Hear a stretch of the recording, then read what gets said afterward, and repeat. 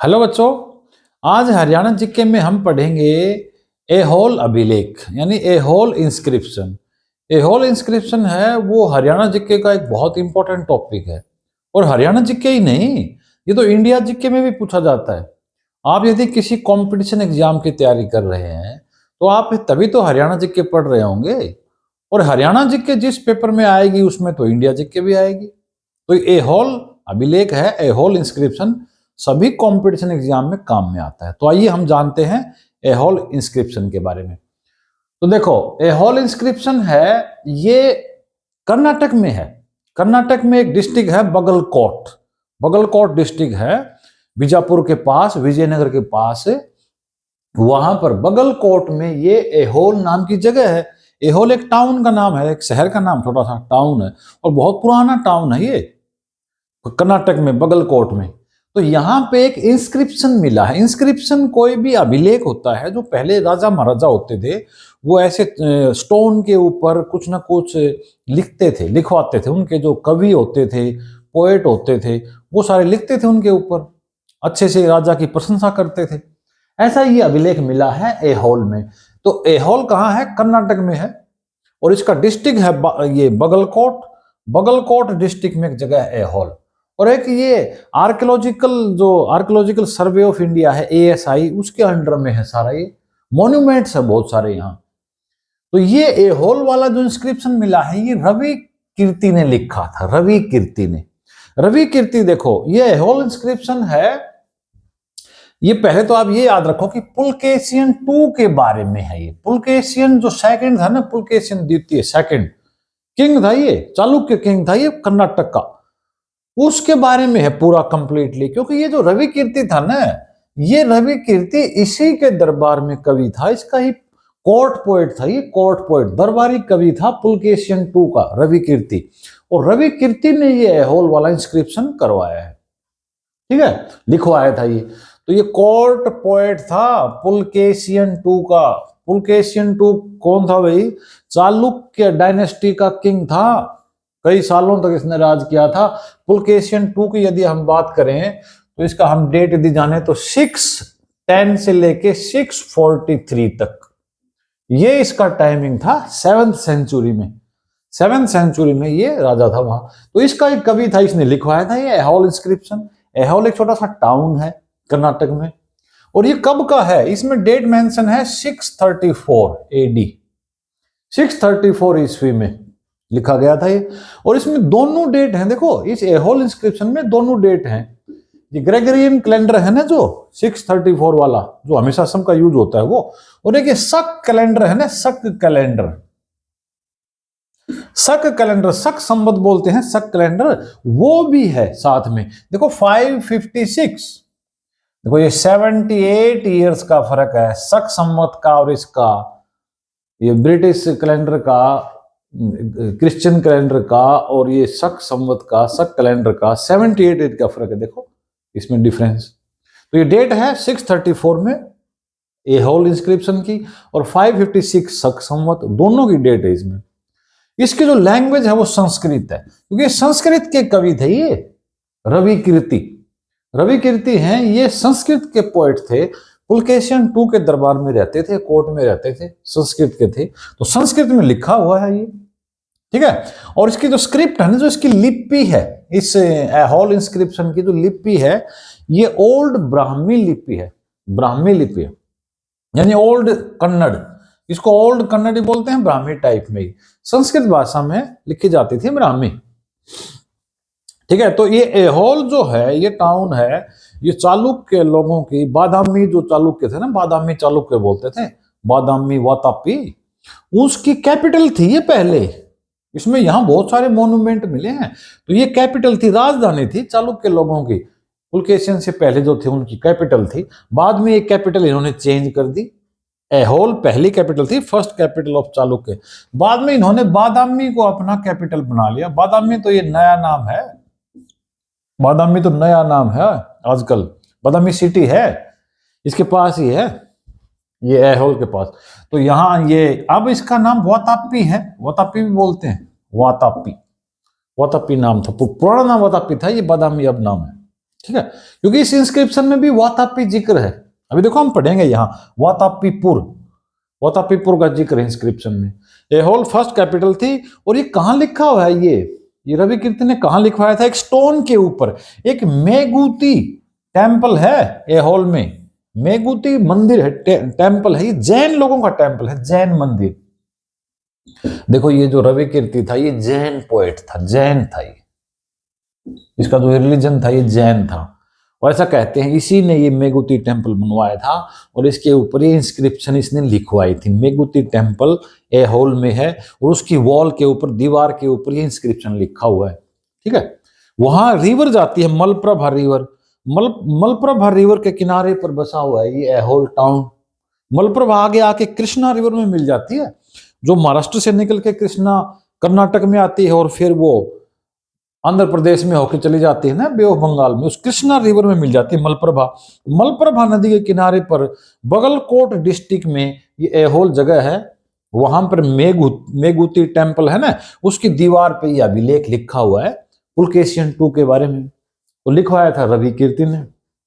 ठीक है, और ये किस टाइम, बादामी चालुक्य जो शासन था ना, रूल, बादामी चालुक्य रूल था, उसके टाइम ये इंस्क्रिप्शन लिखा हुआ है। ये तो पता ही है, एहोल इंस्क्रिप्शन लिखवाया रवि कीर्ति ने, लिखवाया पुलकेशियन II के बारे में, अबाउट पुलकेशियन II, इसके बारे में लिखा था ये।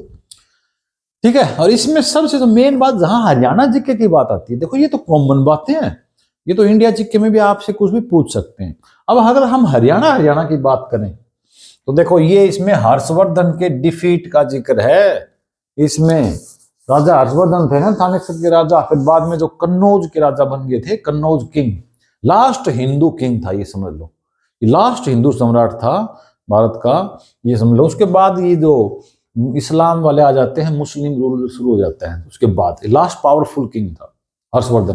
तो वो हर्षवर्धन ने वहां नर्मदा, बैटल ऑफ नर्मदा थी ना, नर्मदा रिवर के पार जा नहीं पाया हर्षवर्धन कभी भी, तो हर्षवर्धन वहां हार गया था, पुलकेशियन II ने हरा दिया था हर्षवर्धन को, उसका जिक्र है।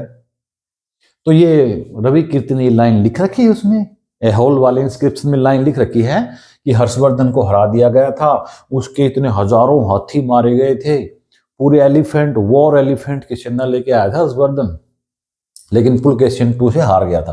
तो ये मेन बात थी, हर्षवर्धन की डिफीट का जिक्र है इसमें। ठीक है, 19 लाइन है इसकी, 19 लाइन हैं, 17 लाइन तो ऐसी हैं, 17 लाइन तो ऐसी हैं इंस्क्रिप्शन में, 17 लाइन तो ऐसी हैं इसमें स्टोन के ऊपर जो कि पहले से ही हैं, ओरिजिनल है, और 2 लाइन बाद में किसी ने जोड़ी है, 2 लाइन है वो करप्टेड है, वो बाद में किसी ने 2 लाइन एडिट करी गई है, वो 2 लाइन बाद में। ठीक है, 17 लाइन है, 19 है टोटल वैसे संस्कृत लैंग्वेज में है। 37 पद्य है, वर्सेज है ना, श्लोक जो है 37 है, 37 है, लाइन 19 है, लंबी लाइन है, क्योंकि 5 फुट का पत्थर था ये जो स्टोन था ये 5 फुट तो ऐसे चौड़ाई में, और ये 2 फुट है, ये ऐसे था लगभग 4.5 फुट, 4.75 इसकी लेंथ थी, और जो वेट थी ना वो 2 फुट की थी।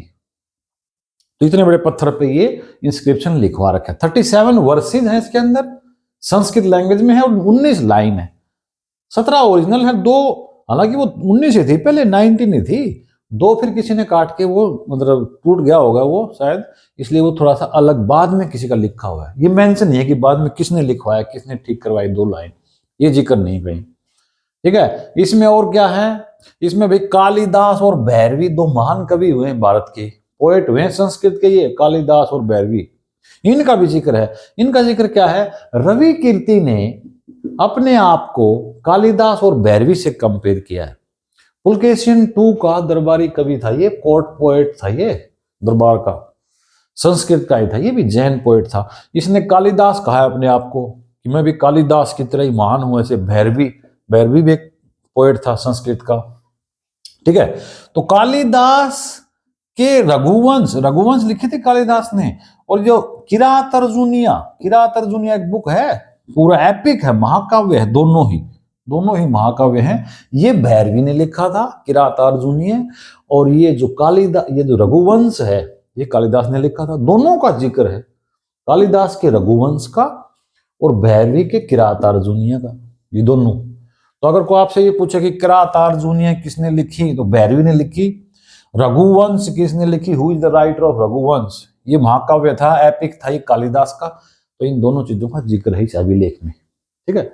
अब इसमें और भी जिक्र है, इसमें जो हर्ष जो था ना, हर्षा बोलते हैं इसको, हर्षा, तो वो हर्ष के वॉर एलिफेंट्स के डेथ की बात भी है कि हर्षवर्धन के हजारों हाथी मारे गए और वो फिर डिसअपॉइंटेड हो जाता है और वहां से वो चला जाता है, अपने हाथियों को मरा हुआ देखता है हर्षवर्धन और वहां से वापस चला जाता है, हार स्वीकार कर लेता है और वो ट्रीटी हो जाती है वहां कि भाई ये हम नर्मदा रिवर है ना जो पूरे मध्य प्रदेश के बीचों बीच है और फिर गुजरात में जाती है नर्मदा रिवर, उसकी हम बाउंड्री बना लेते हैं, इससे आगे साउथ में पुलकेशिन II का राज रहेगा और नर्मदा से इधर हर्षवर्धन का राज रहेगा, ये ट्रीटी हो जाती है। तो वॉर एलिफेंट्स की डेथ का जिक्र भी है इसमें, इसके हर्षवर्धन के हाथी मारे गए बहुत सारे, और पुलकेशिन II को इसमें इस इंस्क्रिप्शन में सत्याश्रय भी लिखा हुआ है, सत्याश्रय, सत्याश्रय नाम है, पुलकेशिन II सत्याश्रय, ऐसे पूरा नाम इसका यहाँ लिखा हुआ है, उसको जिक्र है यहाँ ऐसे नाम पूरा, ठीक है।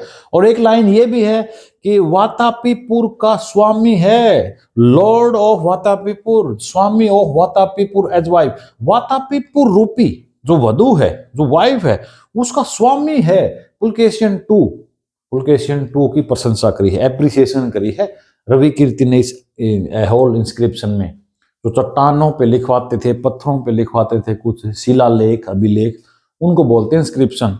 तो ये स्वामी के रूप में भी जिक्र है। तो ये था हमारा ऐहोल वाला डिस्क्रिप्शन। इसमें देखो रवि कीर्ति ने लिखा, ये याद रखना है, पुलकेशिन II का पोएट था, ये याद रखना है, 634 में लिखा गया। शक संवत पूछे तो 78 प्लस करना है, बस 78 उसमें माइनस करना है, इसका 78 प्लस करना है, 78 ईयर का फर्क है। संस्कृत में लिखी गई, ओल्ड कन्नड़ इसकी स्क्रिप्ट है। ऐहोल फर्स्ट कैपिटल थी चालुक्य लोगों की। मेगुती टेम्पल की दीवार पे है ये पूरा स्टोन, ये अभिलेख है ये, ठीक है। और ये कर्नाटक में है, बगलकोट डिस्ट्रिक्ट है ना, वहां है, मलप्रभा रिवर के किनारे पर बसा हुआ है ऐहोल, पुराना शहर है, हिस्टोरिकल। और बादामी चालुक्यों के टाइम ये लिखा गया था। पुलकेशिन II के बारे में पूरा हर्षवर्धन की डिफीट का जिक्र है, हरियाणा जीके में ये पूछेंगे आपसे, हर्षवर्धन की डिफीट का जिक्र है, 19 लाइन थी पूरी इसमें, ठीक है। कालिदास और भैरवी का जिक्र है, इसका जिक्र क्यों है, रवि कीर्ति ने अपने आप को कंपेयर किया है कालिदास और भैरवी के रूप में कि मैं कालिदास और भैरवी के समान हूं। कालिदास ने रघुवंश लिखी थी, भैरवी ने किरातार्जुनीय, इनका जिक्र है। हर्षवर्धन के हाथियों की डेथ हो गई थी बहुत ज्यादा, उसका जिक्र है। रवि कीर्ति ने लिख रखी है कि उसके हाथी मारे गए थे, वो फिर हार स्वीकार कर ली उसने। पुलकेशिन II को सत्याश्रय कहा गया है और वातापीपुर का स्वामी भी लिखा है, lord of, master of Vatapipur as wife, Vatapipur रूपी जो वधु है, वाइफ है, उसका स्वामी है ये पुलकेशिन II, ठीक है। तो ये था आज का वीडियो, आशा करता हूं आपको वीडियो पसंद आया होगा। Thanks for watching.